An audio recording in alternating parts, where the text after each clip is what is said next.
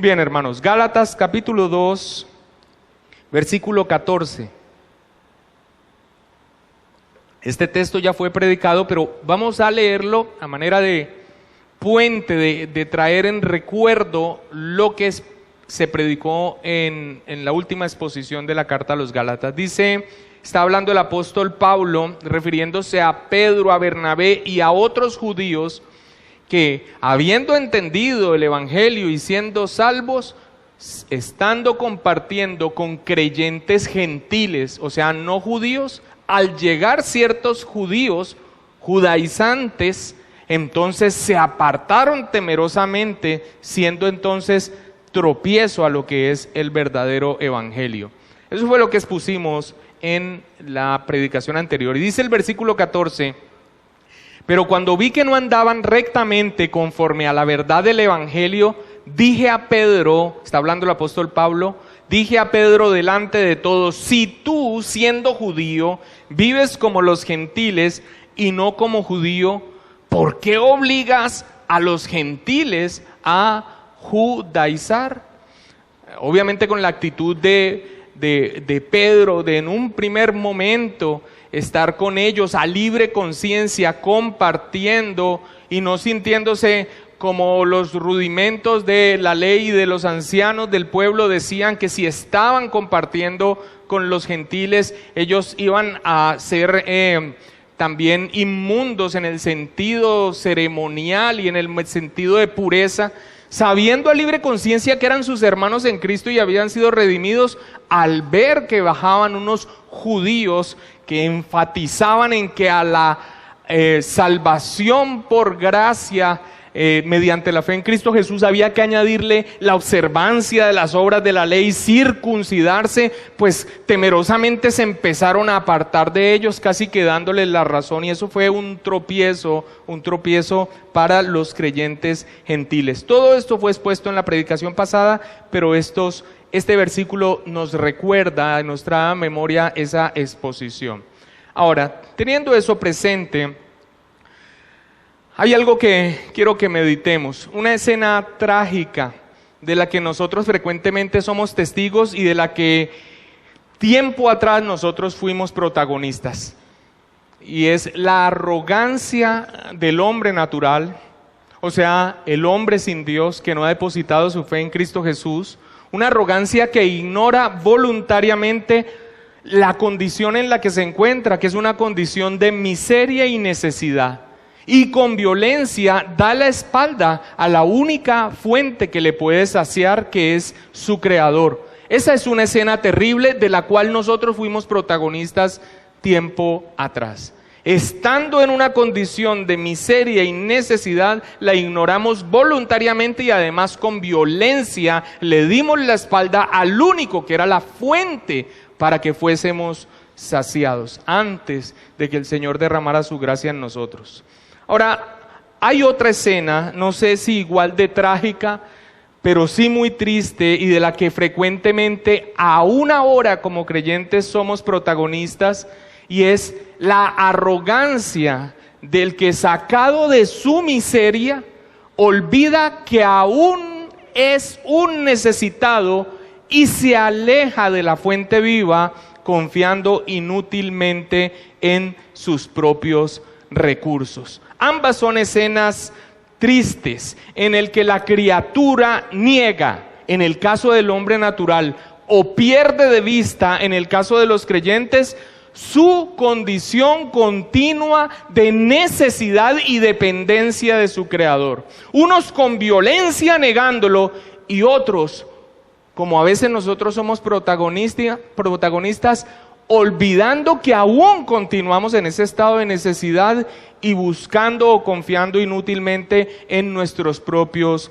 recursos. Ambas son escenas muy tristes. Olvidar la continua condición de necesidad y dependencia de toda criatura de su Creador. De allí que Calvino, hablando sobre la verdadera y real sabiduría, lo que realmente es sabio en el ser humano, dice que consiste en 2 puntos.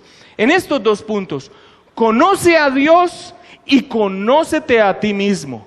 Conoce a Dios y conócete a ti mismo, porque al conocer a Dios y al conocer el estado en el que nosotros nos encontramos, entonces allí habrá sabiduría en nuestra vida. Tener siempre presente nuestra condición de necesidad y dependencia nos ayuda a ser sabios y a mantenernos humildes en el estado ideal de la criatura. ¿Cuál?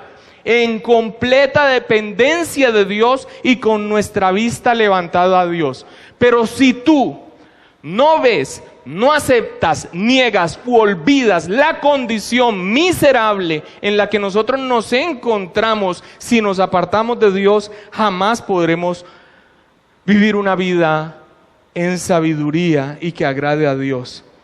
Calvino continuó diciendo: la ruina en la que nos hizo caer la rebelión del primer hombre nos empuja a dirigir los ojos a lo alto, no solo para desear los bienes de que nosotros, seres paupérrimos y famélicos, tenemos menester, sino también para ser llenos de respeto y así aprender la verdadera humildad. Pablo, en medio de la defensa que él ha estado haciendo de su apostolado, que a la vez es una defensa del evangelio, ha estado mostrando en estos 2 capítulos la arrogancia humana, y lo ha estado mostrando entre líneas, no solamente en el hombre natural, sino en ocasiones en los mismos creyentes. ¿Arrogancia en qué sentido? En la exposición de lo que hemos estado viendo en estos 2 capítulos, en estas 9 prédicas. La arrogancia de olvidar nuestra condición necesitada, nuestra dependencia de Dios, nuestras miserias, para acudir y depender de justicias propias. Por ejemplo, el hombre natural, porque el hombre natural, ¿cómo se ve a sí mismo? Justo ante sus propios ojos. Y eso Pablo lo señaló cuando dijo que era el evangelio del Señor Jesucristo. En el judío, porque confía en su esfuerzo en el cumplimiento de la ley para ser justo. Eso también es terrible, porque jamás podrá ser justificado por el cumplimiento de las obras de la ley. Pero también los cristianos gentiles, quienes habiendo sido salvos por gracia y habiendo recibido el Espíritu Santo por el oír por fe, que eso es lo que nosotros vamos a ver en el capítulo 3, ¿saben qué habían hecho después de haber sido salvos y haber recibido el Espíritu Santo por oír con fe, por pura gracia de Dios? Ahora estaban buscando cumplir las obras de la ley en un esfuerzo inútil de ser aprobados cuando ya lo habían sido por medio del Señor Jesucristo. Eso también es desconocer su condición de miseria y buscar en su esfuerzo propio aprobación de Dios, lo cual es imposible. Pero también judíos creyentes, entre ellos un apóstol como Pablo y un hombre como Bernabé, que entendiendo que no es por nacionalidad ni por esfuerzos propios que se es justificado, se volvían de pronto de un momento a otro por temor a otras personas, a prejuicios raciales, a sus antiguos orgullos nacionalistas, separándose de sus hermanos gentiles y poniendo tropiezo a la verdad del evangelio. En esta descripción, el hombre natural, los judíos que no habían creído en Cristo, los gentiles que habían creído en Cristo y los judíos que habían creído en Cristo, en todos estos desaciertos muestra que el hombre se sume en una condición de miseria cuando olvida su estado de dependencia y necesidad de Dios y empieza a buscar en la fuerza de su brazo ser aprobado por esfuerzos propios.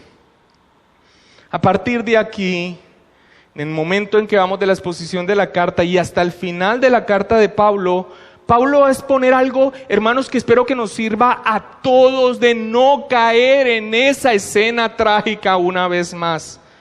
Expone la gloriosa doctrina de la justificación por la sola fe sin las obras de la ley. Ahora, específicamente el texto que vamos a ver hoy, en este texto Pablo presenta, sí, la doctrina, pero el texto es un sustento doctrinal de la reprensión que le acaba de hacer a Pedro. Ese sustento doctrinal de por qué ha reprendido a Pedro con base doctrinal va a servir de puente entre lo que hemos visto, la defensa del Evangelio y su autoridad apostólica, y el desarrollo de la doctrina de la justificación por la fe sin las obras de la ley. Pero entonces se nos presenta este reto, y es que cuando entramos a hablar de la justificación por la fe, por lo menos a mí como predicador, viene a mi mente toda la riqueza de este tema y el deseo de profundizar en cada aspecto, ahora mismo en esta prédica. Pero resulta que eso es lo que vamos a hacer en los sermones siguientes, porque a partir de aquí, casi hasta el final de la carta, Pablo sigue desarrollando y profundizando aspectos sobre la gloriosa doctrina de la justificación por la sola fe sin las obras de la ley. Así que nos vamos a tener que quedar con lo que el texto es, con la intención original de esta porción de lo que escribió Pablo. ¿Cuál es la intención? Mostrar un sustento doctrinal a la reprensión que ha hecho al apóstol Pedro. Así que vamos a entrar a estudiar el pasaje, teniendo en cuenta la introducción que he mencionado, pero me es necesario explicar un término, que es el término que vamos a seguir tratando en todos los siguientes sermones, pero que si no lo explico ahora, por lo menos brevemente, no vamos a poder entender bien el texto. Y el término que necesito explicar es justificación. ¿Qué es justificación? Aquí, en este texto que está manejando el apóstol Pablo. Justificación es un término legal. Los teólogos le gustan llamarlo un término forense, legal. Es una declaración de parte de Dios sobre alguien en donde le declara justo e inocente. Eso es justificación.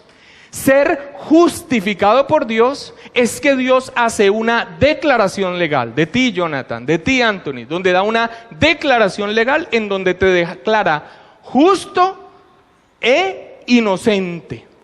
Brevemente, vamos a seguir profundizando en ello, así que ten en cuenta ese término justificación.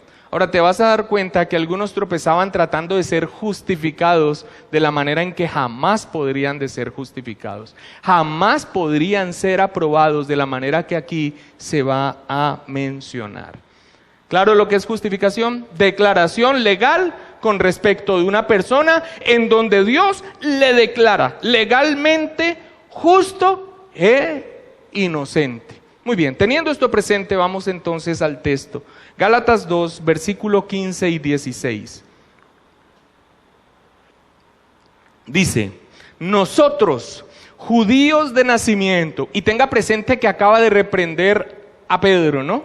Y ahora cambia Pablo y empieza a decir, nosotros, judíos de nacimiento y no pecadores de entre los gentiles, sabiendo que el hombre no es justificado por las obras de la ley, sino por la fe de Jesucristo, nosotros también hemos creído en Jesucristo para ser justificados, ¿cómo? Por la fe de Cristo y no por las obras de la ley, por cuanto por las obras de la ley nadie será justificado. Pablo aquí pasa de usar el tú que ha estado utilizando para referirse directamente a Pedro en su reprensión, le ha dicho tú, y ahora empieza a decir nosotros en varias ocasiones en este texto, desde el 15 hasta el 17. ¿Quiénes son esos nosotros? Dice a continuación el versículo 15, nosotros judíos de nacimiento. Ok. ¿Se refiere entonces Pablo cuando dice nosotros judíos de nacimiento a todos los judíos en general? No, porque esto debe complementarse con lo que inicia diciendo el versículo 16. Nosotros judíos de nacimiento, y lee el inicio del versículo 16, sabiendo que el hombre no es justificado por las obras de la ley, sino por la fe de Jesucristo. Así que nosotros entendemos que cuando dice nosotros judíos de nacimiento, sabiendo esto, quiere decir que ellos son ¿qué? ¿Judíos qué? Creyentes, cristianos. Nosotros, entonces, aquí como está hablando Pablo, se refiere a judíos creyentes. Ahora, ¿qué es lo que dice Pablo de nosotros, hablando de ellos como judíos creyentes? Dice que estos judíos creyentes, a diferencia de los pecadores gentiles, y ya voy a explicar por qué utiliza ese término de pecadores gentiles, dice que saben de primera mano lo que dice el versículo 16, que no es por el cumplimiento de la ley que son justificados, que no es porque cumplan o se esfuercen en cumplir la ley que Dios da una declaración con respecto a ellos diciéndole, ustedes son justos y ustedes son inocentes. Eso lo saben los judíos que son creyentes, lo está declarando así el apóstol Pablo. ¿Esto es muy raro? No. Miren que el mismo Pedro ya ha expresado esta verdad en la respuesta que se da a los judaizantes en el concilio de Jerusalén. Sin perder el texto de estudio, y aunque ya lo hemos leído varias veces, vaya a Hechos 15, versículo 10 al 11. ¿Es esto así? ¿Se confirma en la Escritura que los judíos que han creído en Cristo, ese nosotros judíos de nacimiento, creyentes, saben que no son justificados por medio de las obras de la ley? Mira lo que dice Pedro en el concilio de Jerusalén, versículo 10 y 11 del Hechos 15. Ahora pues, ¿por qué tentáis a Dios poniendo sobre la cerviz de los discípulos, haciendo referencia a los creyentes no judíos, gentiles, poniendo sobre la cerviz de los discípulos un yugo que ni nuestros padres ni nosotros hemos podido llevar? Antes creemos que por la gracia del Señor Jesús seremos salvos de igual modo que ellos. Así que este texto nos empieza a decir, una vez ha estado reprendiendo a Pedro y ahora refiriéndose a ellos, los gentiles creyentes, los judíos creyentes, gracias pastor, que ellos saben que la manera de ser justificados no es por el cumplimiento de las obras de la ley. Ese ha sido un yugo que ni los padres de ellos, o sea, ni sus antepasados han podido llevar. Esa búsqueda de los judaizantes de que los creyentes gentiles significa que no eran judíos de cualquier otra nación, tenían que circuncidarse, tenían que volverse judíos para que, sumado a la fe en Cristo, fueran salvos, es un yugo demasiado pesado. Y ellos saben que esa no va a ser la manera de ser justificados, que Dios les declare justos e inocentes, aprobados por Dios. Y Pedro también da testimonio de que tiene ese conocimiento. Ahora, ¿qué continúa diciendo Pablo? Cuando Pablo dice, nosotros, judíos de nacimiento, y dice, no pecadores entre los gentiles, Pablo no quiere decir que los judíos mismos no fueran pecadores. Esta expresión pecadores entre los gentiles es la forma en que los judíos se referían a los gentiles que no tenían la ley de Dios que les guiaba a llevar una vida piadosa. Pablo, entonces, utiliza esta expresión de pecadores entre los gentiles para hacer una diferencia de que ellos como judíos, conociendo la ley y teniéndola de primera mano, ellos mismos saben que no es por medio del cumplimiento de las obras de la ley que van a ser justificados. Y hace la comparación con los gentiles y dice pecadores entre los gentiles porque ellos no tenían acceso a la ley. Ser judío era una ventaja, según el mismo Pablo lo enseña. Romanos capítulo 3, versículo 1 y 2 dice, Romanos capítulo 3, versículo 1 y 2, dice, ¿qué ventaja tiene pues el judío? ¿O de qué aprovecha la circuncisión? O sea, ¿de qué aprovecha ser judío? En este caso, circuncisión no está hablando específicamente del acto de la circuncisión, sino en cuanto a que la circuncisión era la muestra de que ellos pertenecían a la nación del pacto. O sea, ¿de qué sirve ser judío? ¿Y qué responde Pablo en el 2? Mucho, en todas maneras. Primeramente, ciertamente que les ha sido confiada, ¿qué? La palabra de Dios.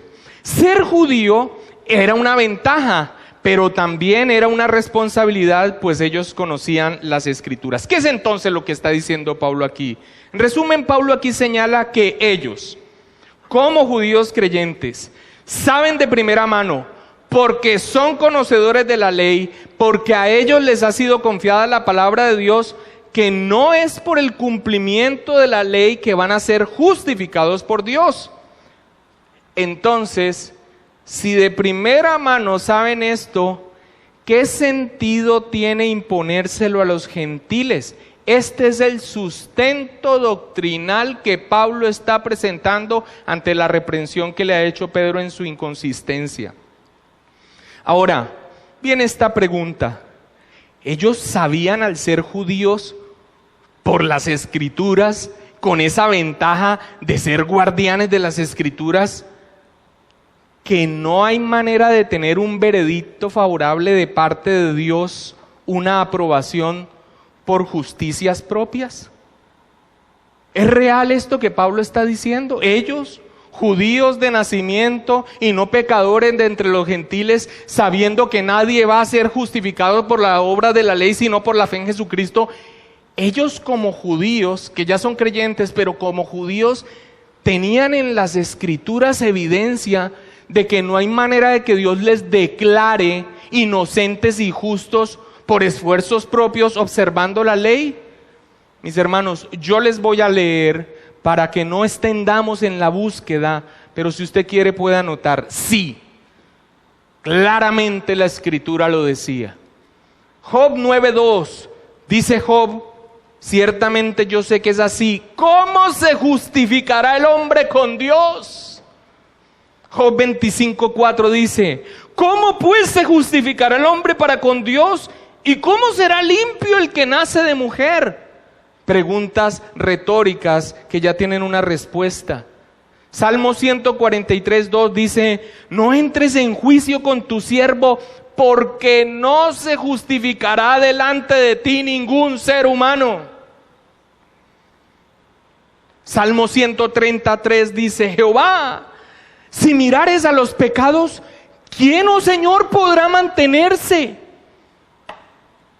Salomón, en su oración de gracias por el templo, dice: si pecaren contra ti, y entre paréntesis está: porque no hay hombre que no peque. Y Eclesiastés 7:20 dice: ciertamente no hay hombre justo en la tierra que haga el bien y nunca peque. Por supuesto, ellos, nosotros, judíos de nacimiento y no pecadores entre los gentiles, sabían por las Escrituras, en la ventaja de ser guardianes de las Escrituras, que jamás un hombre será declarado justo e inocente por sus esfuerzos propios, porque no alcanza el estándar de Dios, como lo hemos visto en todos estos versículos. La confrontación continua de nuestro Señor Jesucristo con los fariseos es precisamente a causa de esa inconsistencia hipócrita de ellos, porque lo sabían. Ellos, como dice el Señor Jesucristo, confiaban en sí mismos como justos, como lo describe en la parábola del publicano y el fariseo. Pero la verdad, según las Escrituras, es que no hay justo ni aún uno, y que el camino de la justificación por méritos propios mediante la observancia de las obras de la ley está descartada en las Escrituras. 3 veces en un solo versículo Pablo declara que ese no es el camino para ser aprobado por Dios. En un solo versículo 3 veces. Y esto es muy importante porque esta reiteración de 3 veces es como algo que es absoluto. Y allí mismo en ese versículo dice que la manera de ser aprobados por Dios, declarados legalmente como inocentes y justos, es por el camino de la fe. Ese es el tema que va a tratar el capítulo 3, pero aquí en su sustento doctrinal de la reprensión a Pedro lo repite enfáticamente. Mira lo que dice el versículo 16. Volvamos una vez más allí. Versículo 16. sabiendo que el hombre, ¿qué? No es justificado por las obras de la ley, sino por la fe de Jesucristo. Nosotros también hemos creído en Jesucristo para ser, ¿qué? Justificados por la fe de Cristo y no por las obras de la ley, por cuanto por las obras de la ley nadie será justificado. 3 veces en un versículo. Pablo enfatiza que el camino para ser aprobado por Dios, para que Dios le declare inocente, para que Dios le declare justo y entonces pueda establecer una relación con el Dios que es santo, santo, santo, no va a ser el cumplimiento de las obras de la ley.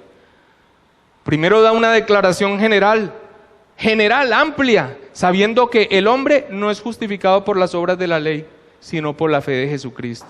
Después da una declaración personal. Nosotros también hemos creído en Jesucristo para ser justificados por la fe de Cristo y no por las obras de la ley. Y después da una declaración universal, por cuanto por las obras de la ley nadie será justificado. ¿Sabían ellos entonces que ese no era el camino para ser justificados? Sí. Por el conocimiento de las Escrituras. ¿Tenían ventaja en ese sentido? Sí, Pablo lo dice en Romanos 3. Pero también es una mayor ¿qué? Responsabilidad.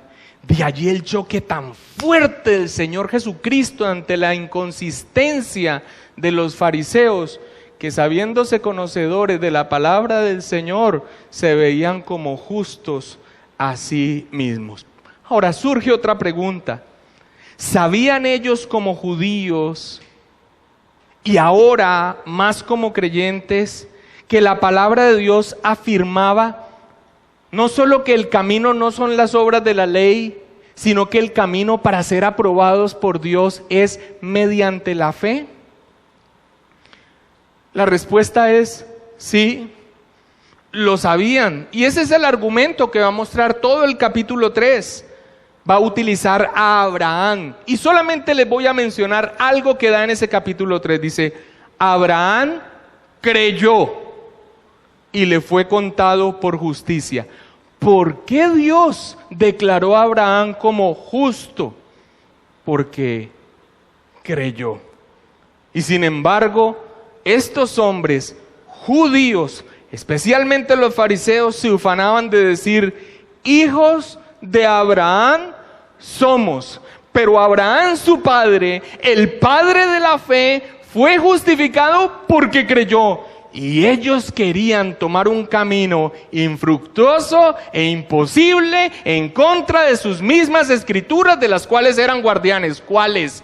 El camino de ser aprobado por Dios mediante el cumplimiento de las obras de la ley. Es inaceptable que ellos como judíos, pero volvamos al texto cuando dice nosotros, judíos de nacimiento.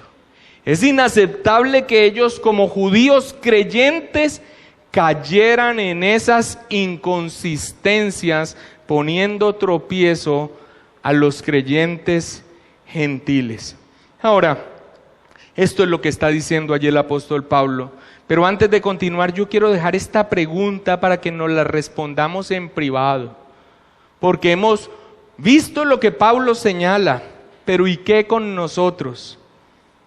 ¿Caemos también nosotros, creyentes, cristianos, conocedores de las Escrituras como los judíos, pero con la ventaja de una revelación completa y la iluminación del Espíritu Santo, en el grave error de agregar al Evangelio algo más para salvación? Hay una delgada línea entre saber que todo aquel que ha sido justificado mediante la ley por la gracia de Dios se santifica. Eso lo sabemos. Todo aquel que ha sido justificado por Dios mediante la fe en Cristo, que ha nacido de nuevo, crece en santificación, Pero hay una delgada línea entre esto y hacer de la santificación un requisito para ser salvo. Hermanos, yo me he visto cuestionado en mi celo por Dios. Si nosotros nos confesamos con una fe bíblica, con todo el celo que vemos en Pablo, en Gálatas, nosotros que tenemos que defender la pureza del evangelio de la salvación por gracia, de la justificación por la sola fe, sin las obras de la ley. Sí, sin duda, nosotros sabemos que una muestra de que alguien ha sido justificado, que ha nacido de nuevo y que es verdadero creyente, es que él crece en santificación. Hermanos, pero cuando nosotros vemos a alguien que profesa una fe sencilla y ponemos sobre sus hombros, o aunque ni siquiera lo verbalicemos, nosotros empecemos a verle si es creyente o no es creyente realmente, si añadido a su profesión de fe tenga que tener muestras inmediatas de santificación. Yo creo que hay que dar tiempo a la obra del Espíritu Santo de santificación en la persona y que la persona vaya creciendo. Debemos dar todas las herramientas, la predicación de la palabra, todos los medios de gracia. Y después, y los oficiales de la iglesia tienen la obligación de evaluar realmente si la profesión de fe de las personas es creíble, o si hay un testimonio de inmoralidad que va en contra de lo que dice ser cristiano. Pero mis amados hermanos, si hemos de defender la pureza del evangelio, no exijamos lo que la misma palabra del Señor no exige en cuanto a salvación. Una vez más les digo, esta no es un promover el creer y seguir con una vida disoluta, en lo absoluto. Pero la predicación que nosotros debemos tener es confianza plena en la persona del Señor Jesucristo para salvación. La sola fe. Lo que viene después y la santificación vendrá por la obra de Dios o mostrará la realidad. Ahora, a continuación, Pablo, en esta reprensión o en este sustento doctrinal de la reprensión a Pedro, en un texto que requiere pausa para ser entendido, muestra lo inconsecuente de la actitud que tuvo Pablo y Bernabé, Pedro y Bernabé, y los que se dejaron influenciar apartándose de los creyentes gentiles. Con ese apartarse, dando de alguna manera razón a las enseñanzas judaizantes. Vamos a ver este texto con pausa. Dice el versículo 17.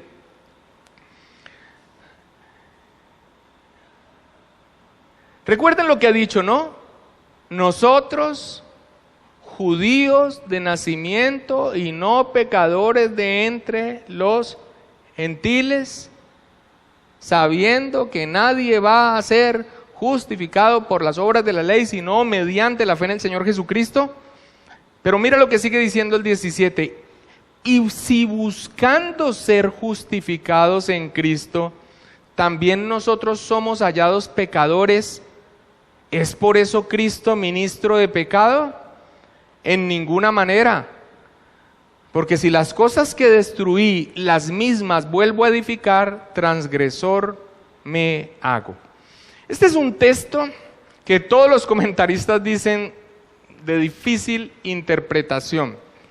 Pero este texto se entiende fácilmente si nosotros no lo desligamos a la acción de Pedro y Bernabé y los demás creyentes judíos, que a la llegada de los judaizantes se alejaron de los creyentes gentiles, casi que dándole la razón a esos judaizantes como si estuvieran haciendo algo malo. Así que vamos a explicar el texto. Dice el versículo 17 iniciando: Y si buscando ser justificados en Cristo, o sea, y voy a parafrasear ampliando un poco el sentido, si sabemos que no vamos a ser aprobados mediante las obras de la ley, sino por la fe en el Señor, eso es lo que acaba de decir, continúa diciendo, también somos hallados pecadores. Si sabemos que no vamos a ser aprobados mediante las obras de la ley, sino por la fe en el Señor, también somos hallados pecadores. Ahora la pregunta es, ¿cuándo son hallados pecadores? Recuerdan que para entender este texto no lo podemos desligar de la acción de Pedro y Bernabé y de los otros judíos que se apartaron de los creyentes gentiles cuando llegaron los judaizantes, casi que dándole razón como si estuvieran haciendo algo malo. Pues hermanos, ¿cuándo son hallados pecadores estos hombres que saben que no van a ser justificados por las obras sino mediante la fe en el Señor? Pues cuando al alejarse de los hermanos gentiles admiten ante ellos los judaizantes que están pecando.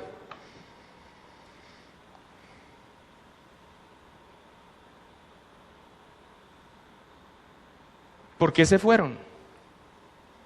¿Por qué dejaron de tener la celebración ágape con los gentiles? Cuando ellos, que saben, porque ya ha dado testimonio Pablo, siendo judíos, teniendo el testimonio de las Escrituras, por la predicación del Evangelio, que la justificación no es por la observancia de las obras de la ley, sino mediante la fe, ¿cuándo son hallados culpables? Son hallados culpables cuando hacen lo que hicieron. Apartarse, cuando no estaban pecando. ¿Por qué se apartaron? ¿Por qué se apartaron de sus hermanos gentiles? Básicamente allí es como si estuvieran admitiendo ante los judaizantes que ellos estaban pecando. Y continúa diciendo el texto, ¿es por eso Cristo ministro de pecado? O sea, el evangelio, que la salvación sea por gracia, por mediante la fe, significa que en ellos Cristo promovió el pecado.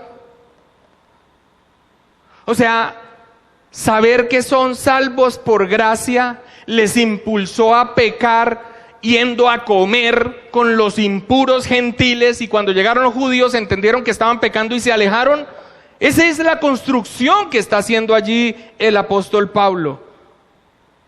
La gracia que predica Pablo para salvación, el evangelio, les impulsó a pecar al haberse alejado de sus hermanos gentiles. Básicamente eso es lo que le estaba diciendo a los judaizantes. Esa doctrinita que ustedes han estado aprendiendo los llevaron allá a contaminarse. ¿Qué responde Pablo? En ninguna manera. Pero eso es lo que estaban dando a entender con su actitud, porque al alejarse de los gentiles creyentes es como si estuviesen admitiendo que estaban haciendo algo mal. Hermanos, ellos, judíos de nacimiento, conocedores de la palabra, sabiendo que nadie va a ser justificado por las obras de la ley, sabiendo que el camino es mediante la fe en Cristo Jesús, con las inconsistencias de sus actos, estaban dando testimonio a los contradictores de que la doctrina que habían abrazado estaba promoviéndolos al pecado. ¿Hacemos nosotros eso en nuestras vidas? ¿Hay alguien que cuando sepa de nuestras convicciones bíblicas reformadas, nos vea en actos en los que dicen, miren su comportamiento, eso es lo que queda de la confianza solo en la gracia? ¿Es Cristo entonces ministro de pecado? ¿Promueve el pecado en nosotros? Hermanos, de ninguna manera. Nosotros tenemos que ser consistentes con nuestros actos. Si nosotros estamos haciendo algo que por la palabra del Señor y sin acusación de conciencia no vemos pecado, ceder un espacio, casi que admitiendo una situación de pecado, es algo que va a traer a confusión. Y por otro lado, nosotros no debiéramos de ninguna manera estar dando algún motivo para que al que sepan que creemos que somos salvos por la gracia de Dios mediante la fe, vayan a pensar que eso nos impulsa al libertinaje.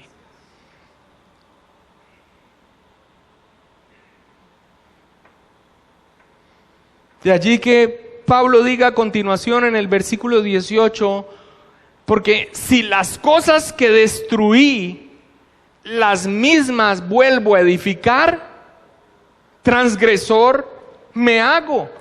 O sea, volver a levantar un sistema de legalismo, así sea en la práctica como lo hizo Pedro y Bernabé, es una declaración de que al destruir ese sistema se equivocaron. Y ahí lo que estaban haciendo era traicionar sus conciencias y sus verdaderas convicciones, y allí se hicieron transgresores. Miren,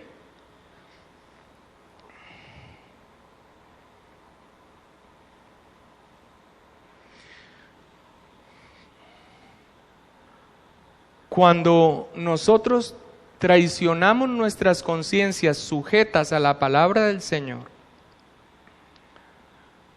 y volvemos a levantar lo que sabemos que no nos es impuesto,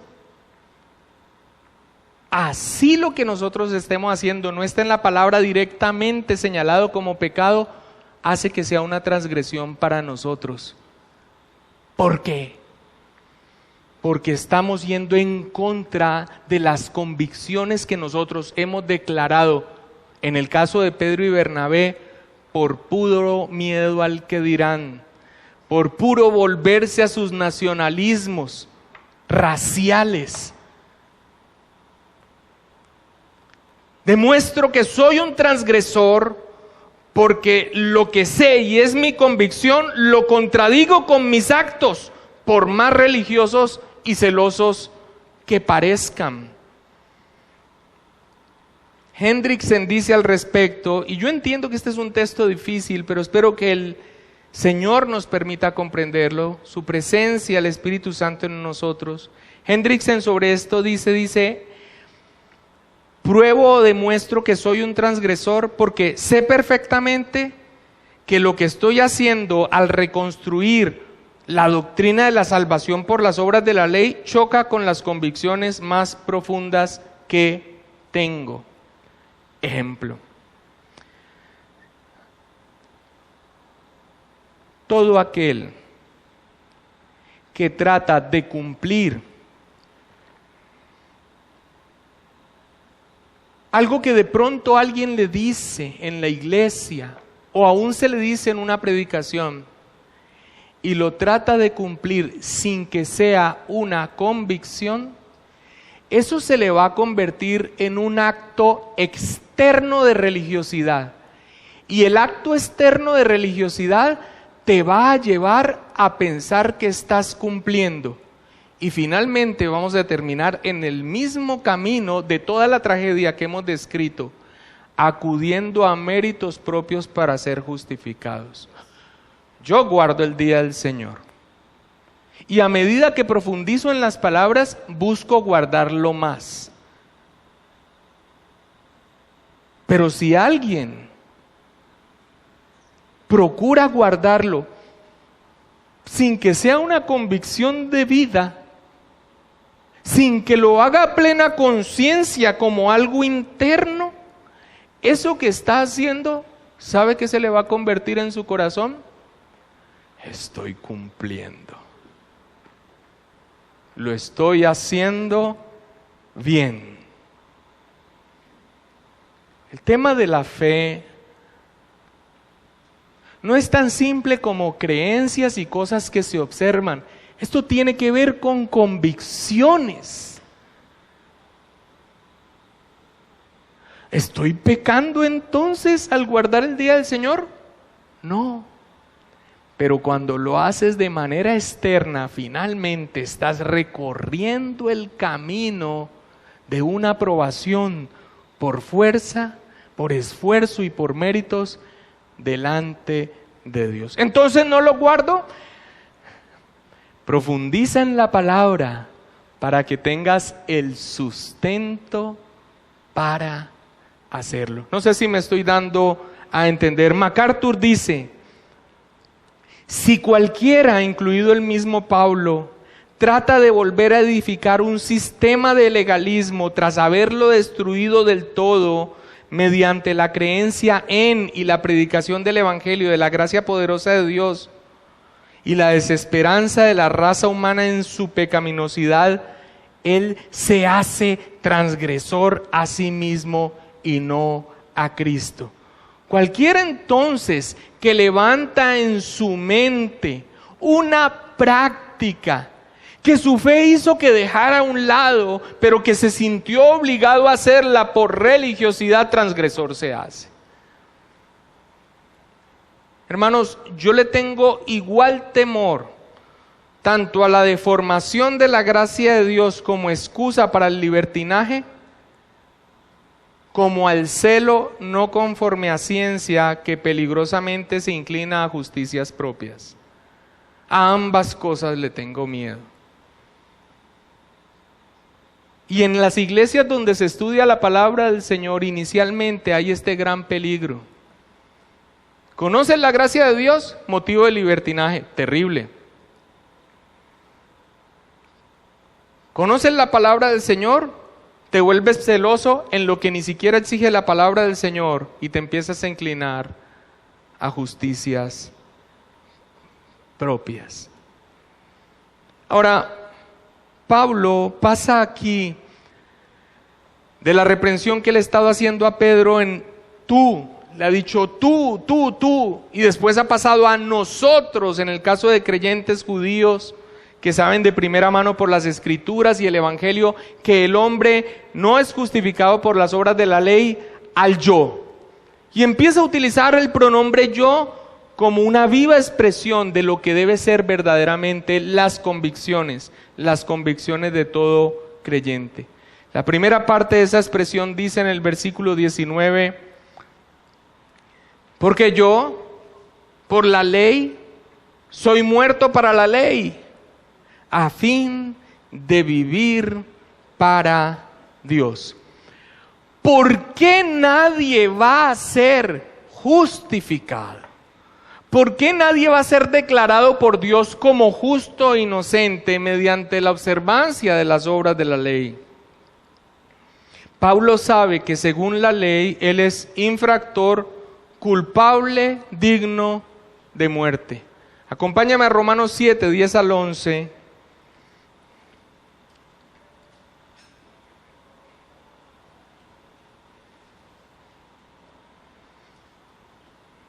Dice: y hallé que el mismo mandamiento que era para vida, hablando de la ley de Dios, a mí me resultó para muerte, porque el pecado, tomando ocasión por el mandamiento, me engañó y por él me mató. ¿Por qué Pablo entonces se ve así? Porque él es culpable. Porque el camino de la observancia de la ley para justificación es infructuoso. Nadie podrá cumplir plenamente las demandas de un Dios santo, santo, santo. La humanidad está en una condición caída. Pero Pablo también sabe que la ley lo lleva a Cristo, porque como lo ha mostrado en la condición real que está, le muestra la necesidad de un Salvador. Dice Pablo aquí mismo en Gálatas, en el capítulo 3, versículo 24, se lo voy a leer: de manera que la ley ha sido nuestro ayo, nuestro guía. ¿Para qué? Llevarnos a Cristo, a fin de que ¿qué? De que fuésemos ¿qué? Justificados por la fe. Y Pablo también sabe que gracias a su fe en Cristo y unido a Cristo, pues ha muerto para la ley. Romanos 7:4, vayamos allá por favor. Y no he profundizado en cada uno de estos aspectos porque todos estos aspectos van a ser profundizados por Pablo en los capítulos siguientes, pero es importante que los mencionemos. Pablo sabe que gracias a su fe en Cristo está unido a Cristo y muerto para la ley. Dice Romanos 7:4, así también vosotros, hermanos míos, habéis, ¿qué? Muerto a la ley mediante el cuerpo de Cristo para que seáis de otro, del que resucitó de los muertos, a fin de que llevemos fruto para Dios. De allí que la exclamación cúspide de confianza en la obra de Cristo para ser aprobado por Dios y no en los vanos esfuerzos de los méritos propios del cumplimiento de las obras de la ley esté en el versículo 20. Con Cristo estoy juntamente crucificado. ¿Por qué? Porque está unido a Cristo mediante la fe. El nudo que le ata y que recibió por confiar en Cristo es el Espíritu Santo. Está unido a Cristo, identificado a Cristo. Cuando Cristo murió en la cruz del Calvario, Pablo estaba muriendo. ¿Y por qué morir? Porque la ley nos mata. ¿Y por qué la ley nos mata? Porque somos infractores, culpables, merecedores de condena. Y ya no vivo yo, mas Cristo vive en mí, y lo que ahora vivo en la carne, lo vivo en la fe del Hijo de Dios, el cual me amó y se entregó a sí mismo por mí. Sí, Pablo sabe que por la ley es muerto para la ley, pero eso tiene un propósito, a fin de vivir para Dios. La ley no fue dada como el camino para que ante su perfecta obediencia, lo cual es imposible debido a la condición caída de los hombres, sea aprobado por Dios. La ley nos mata, nos muestra la condición en la que nosotros estamos. Y eso nos lleva por la misma mano de la ley a un Salvador. Si tú te sientes muy bueno, jamás vendrás a Cristo como debes venir. ¿Recuerdan las escenas trágicas del principio de la introducción? Olvidar el estado continuo de necesidad y dependencia que tenemos aún como creyentes de Cristo Jesús. Pero Pablo sabe que aún esa ley que le muestra cuál es su condición, le lleva a Cristo. Y unido a Cristo, ha muerto a la ley. Con Cristo está juntamente justificado. Sí, crucificado. Sí, la condena que merecía fue recibida en unión a Cristo en la cruz del Calvario. Por eso él termina diciendo, no desecho la gracia de Dios, pues si por la ley fuese la justicia, entonces por demás murió Cristo. Hermanos, este sustento doctrinal de la reprensión a Pedro es tan vigente al día de hoy.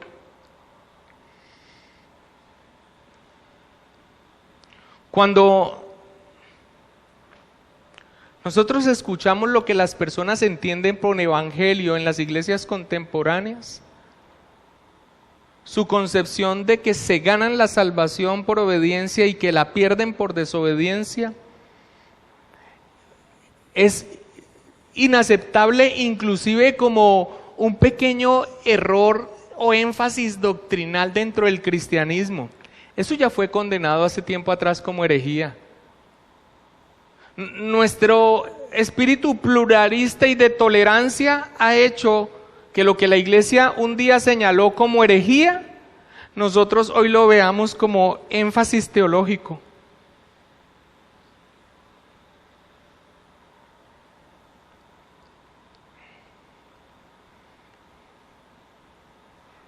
El camino infructuoso de la justificación por las obras de la ley, y que de alguna manera Pedro, en su hipocresía y falta de firmeza, le dio la razón a los judaizantes, alejándose de sus hermanos, a los cuales ya estaba unidos y no estaba pecando. La inconsistencia de Pedro en ceder ante lo que es el verdadero evangelio y volver a levantar un sistema legalista le hace transgresor. Hermanos, esta predicación no es un impulso para que nosotros vivamos una vida inmoral y sin obediencia a Dios. Esta predicación debe ser tomada como un recordatorio para entender nuestra condición de necesidad y nunca volver a depender de la fuerza de nuestro brazo como la razón por la cual Dios nos aprueba. Nos dice: tú eres justo y tú eres inocente. No, es tan solo por la obra de Cristo y nuestra fe en Él.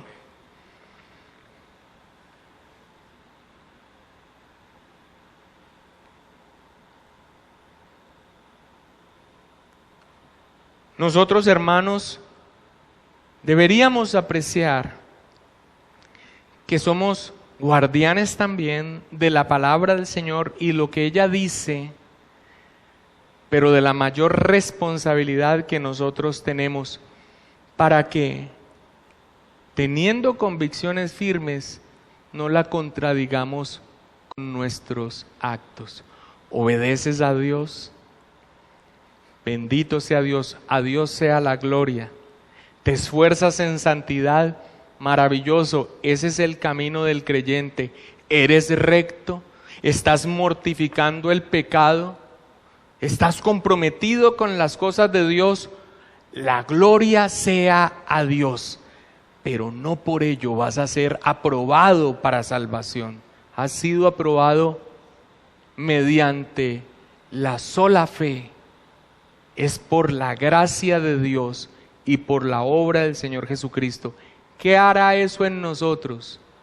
Nos mantendrá en un estado humilde. ¡Qué arrogancia! Un ministro que se para en un púlpito como si estuviese por encima de los demás, en un estado de santidad impoluto. ¡Qué arrogancia, qué torpeza! Un creyente que mira por encima del hombro porque se ve a sí mismo muy bueno y muy correcto con respecto al otro.